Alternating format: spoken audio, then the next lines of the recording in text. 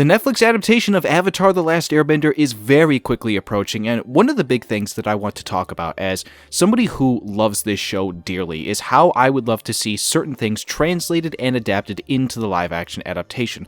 There are a couple of things that I think it absolutely needs to get right in order for the show to be good, and we are going to talk about them here in today's video. My fellow benders of all four nations, welcome to Uncle Iroh's Tea Shop, the Jasmine Dragon. Find yourself a seat, grab some jasmine tea, and enjoy the video. Like with my most recent videos, let's see if we can hit a goal of 100 likes on this one. So before we get into my list, I just want you all to comment below what you would like to see adapted in order for the show to be good for you. And give me your lists as we go through this commentary, and be sure that if you are going to have a dialogue with other people, that you do it in a respectful manner in case you agree or disagree with them. With that being said, let's start off with my list, as I want to speak to 2 honorable mentions before we get to the main 3. My first honorable mention is with regards to the looks of the characters and the world and its locations in terms of their designs and so on.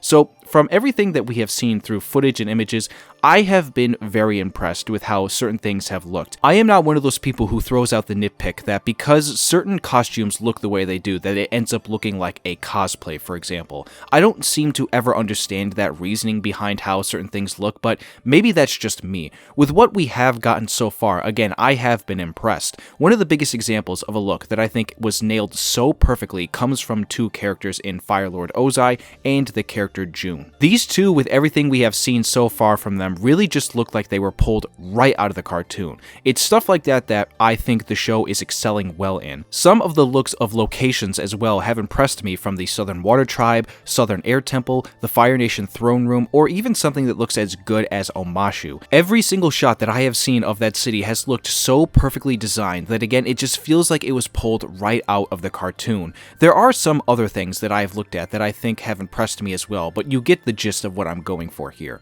My second honorable mention has to do with something that I think a lot of people are going to have to potentially get used to given the format that the show is being adapted from, which is the CGI. We know for a fact that this is going to be one of Netflix's biggest ever television shows that they have ever made from a budgetary perspective, specifically based on the CGI that's going to be used. Now, I am somebody who in particular is very fond of when a television show or movie can use a mix of both practical and CGI. Again, given the nature of a show like this, it absolutely is going to need a lot of it. Stuff like the bending, for example, is going to be pretty heavy-handed, and even with characters like Appa and Momo, who are both fully CG, we have to expect that there might be some times where it might not look the best that we want it to be, given the fact that it is on a television show budget. My best hope is that the CGI does look good enough to where I can really say for myself that it looks good for me to believe in it. So far, I've been impressed with much of the bending, with a few hesitancies on stuff like earthbending, for example, but I am hoping to see more footage soon by the time the show drops to where I can be convinced enough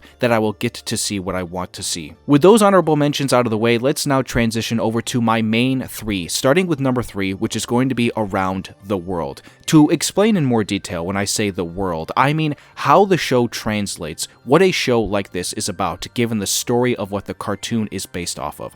The premise is around the notion that the entirety of the world was consumed by a 100-year war, a war that was started by the Fire Nation, where they had caused unprecedented devastation, loss of life, annihilating an entire group of people in the air nomads, and oppressing people on a large scale from other nations. There is a level to that I feel needs to be expressed throughout every single place that our main gang goes to. In the cartoon, we saw this a lot. Many places that our gang would go to were war-ridden, with refugees needing to move places, or villages that were under terrible tax laws from the Fire Nation, like for example in the Imprisoned episode with the character Haru, where his mom had to give away so much money to the soldiers. Things like this don't just show up for no reason. They are there because of how much of a terrible place the world is in right now. So for me, I feel like that definitely needs to be emphasized throughout this adaptation. To throw a question to you all, if you had to pick one part of Book 1 that showcased this idea of what a war-ridden world would look like from every episode, what would it be and why? To talk about the number 2 thing that I need to see done well, and this comes from the humor.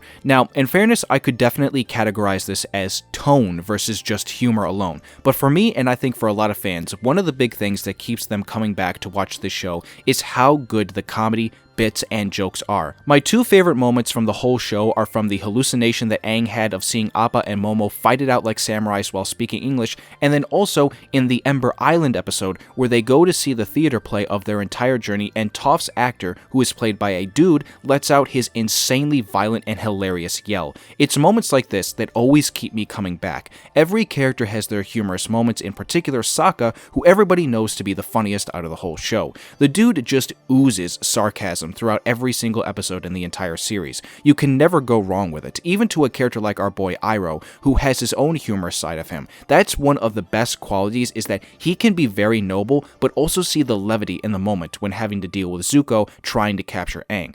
At the same time, with each episode of the cartoon, you knew what you were getting with this. There was no shortage of jokes and humor to go around. I feel like this is a massive thing that the show must at least have inside of it. It is also reassuring that someone like the actor who is playing Sokka, Ian Owsley, has talked openly about how he wanted to have a humorous side to his portrayal of the character. We saw a hint of it in the most recent trailer, and so I would definitely love to see more if we can before the show drops, but in general, I would like it to be there for the most part. It's one of the biggest reasons why I go back to rewatch the seasons of the cartoon over and over again. The number one and final thing that this show has to get right above all else to me, considering in my opinion it is the biggest thing that makes this IP stand out from most others, and that is the bending and the action that comes along with it. The number one thing that has always brought me back because of how unique the show is to so many others out there with regards to a fantasy-like IP is how it uses bending to translate to action. I would also say it doesn't even necessarily have to correlate to action all the time. There are so many other things that bending is used for in the show that are vastly important, but the most important thing is how it is used and how it looks. If this show does not get the bending down correctly to the point where I am invested whenever it is used, then you've already lost more than 70% of why people love this show. That is just a generalization of the percentage, by the way, but my point still stands. I feel like if you were to ever ask a hardcore fan or a casual fan, whoever watches the show, what is the number one thing that they know Avatar for the most, it would be because of the bending of the elements. This idea that there are factions who have the ability to bend different things from earth to water to fire and air. There's like a Harry Potter effect to it, where a lot of hardcore Harry Potter fans love Harry Potter so much because of the fact that there are different factions in the school of Hogwarts that resemble the kind of person you could be. Gryffindor, Slytherin, Ravenclaw, and Hufflepuff. There's that dichotomy there that feels so similar to what Avatar does with the four elements. Earth can represent stubbornness, physicality, or stability. Water represents emotion, defensiveness, healing, and adaptability. Wind can represent benevolence, compassion, and evasiveness. And then finally, you have fire, which can represent passion, anger, aggressiveness, and destruction. There is something represented in all these elements, no matter what they are used for or how they are portrayed in action. They also represent the people who use them, and so if you can get this down well in the live-action version, I think you are going to make a lot of people happy, including me. So that right there, ladies and gentlemen, are 5 things that the Avatar live-action adaptation from Netflix needs to do in order for me to conceive that this show is going to be good or great, depending on how I feel coming out of it. But now we get to the most important part of this video, which is to close it out by asking you all to comment down below if you agree or disagree with a lot of what I talked about in my commentary, and then also give me your choices as to what you believe needs to be there in order for this to be good. If you did enjoy this video and you are looking forward to season 1 in a couple of weeks, give this video a like and subscribe to the channel if you are new here, while also turning on that notification bell to be updated when I post in the future. On your way out of Uncle Iroh's tea shop, be sure to let him know how much you appreciate his jasmine tea and his words of wisdom that come with it. I hope everyone here has a wonderful rest of the day, and I will see you all soon for more Avatar.